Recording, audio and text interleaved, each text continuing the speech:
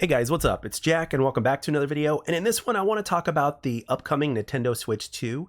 Not just because the game has been leaked, or excuse me, the system itself has been leaked like up the wazoo over the last like month or so, give or take. It's been trending every day on Twitter and or X.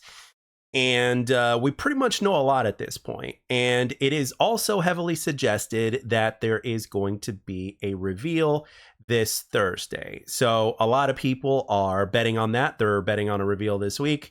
So because it's been so heavily talked about and it looks like it looks like the cork is ready to crack or whatnot, I figured I'd put my own 2 cents in and basically talk about this. So basically the Nintendo Switch 2 is said to be, when docked, it's said to be about as strong or if close to as strong as an Xbox Series S. And when in portable mode, in handheld mode, it is basically as strong as a PS4. So basically, this basically translates to at least a 1080 60 on handheld and slightly more powerful, or maybe 90 to 120 frames, maybe in certain titles at 1080. When docked, which is really solid if you ask me. I've always, as far as Nintendo goes, the only thing that I've ever requested was at least a crisp 1080 60, regardless of how you use the Switch, right? So it certainly seems that we're going to get that and slightly beyond, obviously, if you have it docked. And the biggest thing that's also been suggested is that this is going to be the biggest lineup in Nintendo history when they do announce their lineup, which I'm hoping we're going to get some sort of intel on that. But I'm also very curious about the software side of things, because Nintendo has a very rich history of games, right? Everything from the regular Nintendo all the way to where we are now. There's been so many great games that are exclusives. And then on top of that, you also have the fact that the system is going to be powerful enough to also have third-party games played into the mix more than they have been in the current Switch, right? Because the system is obviously going to be able to handle it, and it's going to be up to par with what is at least expected, up to standard, so to speak, in terms of today's generation, despite the fact that it's going to be weaker than a PS5, weaker than an Xbox Series X. But with that being said, that is still strong enough because Nintendo hasn't always relied on firepower. They haven't really relied on that all the time either. So it's about the quality of the games, and so far Nintendo has been, respectfully speaking, very, very consistent with that. I'm not saying that they have a perfect track record, but it's pretty damn consistent. So that's pretty much what I'm looking forward to. And of course, their lineups and their exclusives of what they're going to come out with.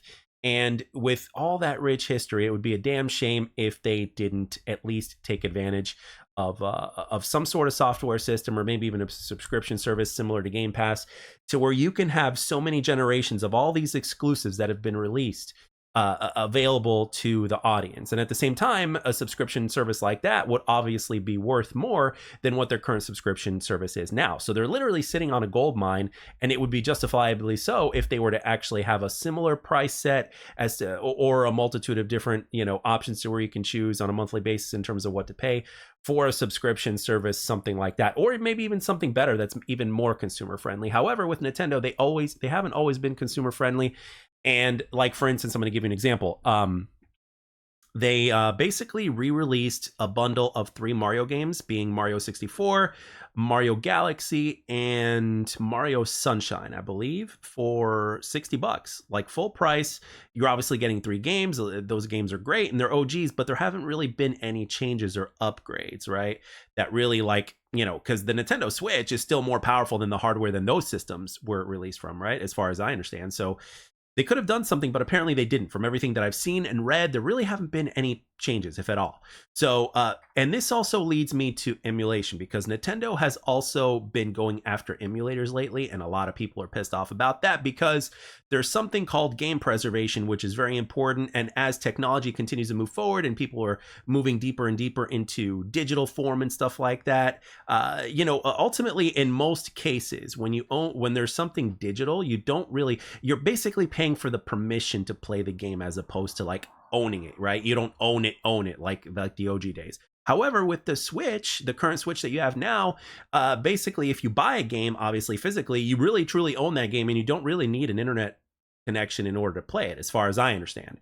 So rumor has it that the Nintendo Switch 2 is going to pretty much go in the similar direction. I mean, obviously that's not set in stone, but But it's been rumored that it's going to be backwards compatible with the Switch 1 games, but that doesn't necessarily mean that the Switch 2 might be different. I'm not sure, but it appears that that is going to be the case, to where Switch 2 is just going to be very similar to the Switch 1, except more powerful and with more options and maybe additional, features and stuff like that, obviously. And obviously you've got the third party thing, and then there's no doubt that they're going to upgrade the software, but the question is what is going to be. And going back to emulation, they've obviously been going after the emulators, right? Which pisses a lot of people off, and rightfully so, because game preservation, especially for us OGs, is something that is very, very important that we can't control, that we can't ignore, excuse me. Now, obviously, Nintendo isn't always perfect or the most consumer friendly, but in my mind, okay, and I could be wrong about this, but it's just something that I wanted to mention here. In my mind, I think Nintendo wants to basically do game preservation their own way, right? And obviously getting rid of emulators means that more potential money in the future can go into Nintendo's pockets, right? Because, well, people are not going to be emulating games. They're actually going to have to pay a certain type of price or whatever it is that they decide to do, whether it's a subscription service, whatever, right? In order to have access to those games. And not just emulation, but like we're talking like the actual games themselves, like the ROMs and stuff like that. So I think that's what they have in mind, and that's the only thing that I can think of as of right now. I'm not saying that that's a guarantee, but I wouldn't be surprised that if that's a big reason as to why they've gone after emulators, because they want to do it their own way, and they want to continue to profit off of things that were basically released so many years ago, because most people don't have their consoles anymore. Trust me when I tell you, I wish I did.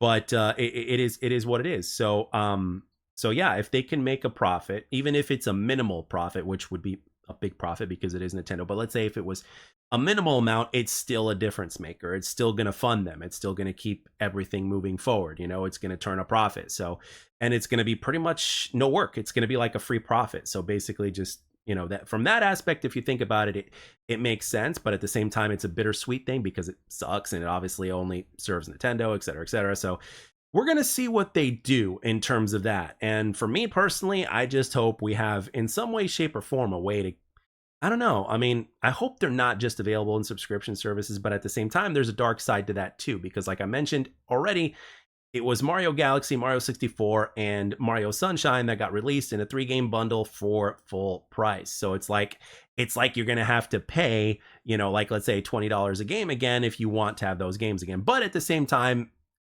from the way they think of it, and from some fans will probably think of this as well, maybe, I can't speak for everybody, but for some people that are willing to pay that, it's like, hey, I get what I pay for. I have these games and I'll have them forever, right? So I think over the years, a lot of people have really cherished the past consoles. You know what I mean? Some people still have them, but only for a few generations worth, as opposed to the consoles when they first started out with as kids, and now they're grown-ups and they don't have them anymore. So that is worth something too. I'm sure these businesses have done a lot of research in terms of that. And if they can do that, they will for a profit. Nintendo is still a profit. They're going to still do what a business does, even if it means being cold-blooded, so to speak. And to top it all off, there's also been word that, or rumors, should I say, heavy rumors, that Sony is going to be doing a lot of remasters of some of their most revered games over their history, right? Their old games from everything dating back to the PS1 and PS2 and so on and so forth, right? So there's going to be remasters and bundles coming out, according to rumors on Sony's end. So for Nintendo to not take advantage of that in some shape, way, or form on their end would be kind of a really big missed opportunity. And Nintendo is not stupid. They're going to find their own way to do it. And they've got a very rich history with many generations of consoles, obviously, and very successful games over the course of time. And for people like me at 40 years old, I can't help but kind of be attracted to that, because it is nostalgia, and there are certain games that I'm going to want to be with me forever, right? That I don't currently have access to, right? So if you were to say that all of a sudden I have access to those games now, or if I had to pay a certain amount to have them forever in physical form in my hands and to have them access forever without internet, then obviously I think a lot of people, or a significant amount of people, would pay for that. So not everybody will, but I know a few will. So And again, all that is profit for literally no work on their end. So with that being said, I want to know in your eyes, what do you see? What do you think when it comes to this whole Nintendo Switch 2 thing? What do you think Nintendo is going to do, and everything else? And what are your anticipated games, and how powerful are you hoping the system is going to be? Do you believe the leaks? Do you not believe the leaks? What in particular would you like to see coming up, hopefully this week? And with that being said, I want to thank everybody for taking the time to watch and or listen. I hope you enjoyed the video, and I'll catch you guys on the next one.